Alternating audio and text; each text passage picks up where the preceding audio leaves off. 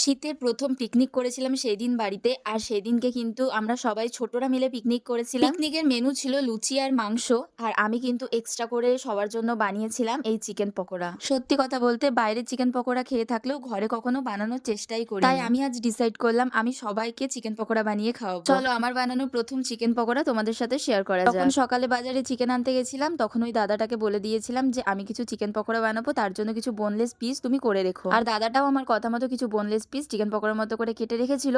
তারপরে ঘরে এনে ভালো করে ধুয়ে নিয়েছি। তারপরে এর মধ্যে একে একে আদা বাটা, রসুন বাটা, লঙ্কা বাটা, নুন, হলুদ, লঙ্কার গুঁড়ো, লেবু, ধনে গুঁড়ো, জিরে গুঁড়ো আর অল্প দিয়েছিলাম গোলমরিচ গুঁড়ো। এরপর ওর মধ্যে কিছুটা কর্নফ্লাওয়ার আর একটুখানি ময়দা দিয়ে একটা ডিম ফাটিয়ে দিয়ে নিয়েছি আর সুন্দর করে মেখে নিয়েছি। আমি যেহেতু প্রথমে সয়া সসটা দিতে ভুলে গেছিলাম, তো তারপরে আবার আমি এখানে একটু সয়া সস, আর যেহেতু ব্যাটারটা একটু বেশি নরম হয়ে গেছিল তার জন্য আমি এখানে আরেকটুখানি কর্নফ্লাওয়ার দিয়ে ভালো করে মেখে বেশ কয়েক ঘন্টা রেখে দিয়েছিলাম রেস্টে। এরপর যখন সবাই আমাদের বাড়িতে চলে আসে সন্ধ্যাবেলাতে, তখন কিন্তু আমি এই চিকেন পকোড়াগুলোকে সুন্দর করে ভেজে নিচ্ছিলাম। প্রথমবার চিকেন পকোড়া বানালেও কি হবে, যখন আমি এটাকে রেস্টে রেখেছিলাম ম্যারিনেট করে, তখন কিন্তু একটা ভীষণ সুন্দর একটা স্মেল বেরোচ্ছিল। আর সেই গন্ধটাতে কিন্তু সবাই বলছিল যে দিদি এটা কিন্তু খুব ভালো হবে খেতে। আমি তো একদম ঘরোয়া পদ্ধতিতে এই চিকেন পকোড়াগুলোকে বানালাম। তো এর মধ্যে আর কি কি অ্যাড করা যায় তোমরা কিন্তু জানলে অবশ্যই আমাকে কমেন্ট করে জানিও।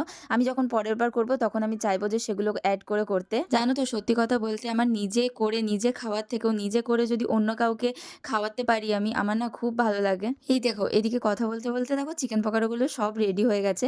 আর দেখো দেখতে কি সুন্দর হয়েছে, পুরো দোকান স্টাইল লাগছে। চলো প্লেটটা এবার সাজিয়ে নিই। আর দেখো দেখতে কি সুন্দর লাগছে। তো তোমাদের কেমন লাগলো অবশ্যই কমেন্ট করে জানিও। আর তোমরাও একবার এরকম ভাবে বাড়িতে চিকেন পকোড়া বানিয়ে খেও। তোমরা দোকানের চিকেন পকোড়া কিন্তু খাওয়া ভুলে যাবে। আর তোমাদের এই রেসিপিটি ভালো লেগে থাকলে like, comment, share and subscribe করে দিও। টাটা।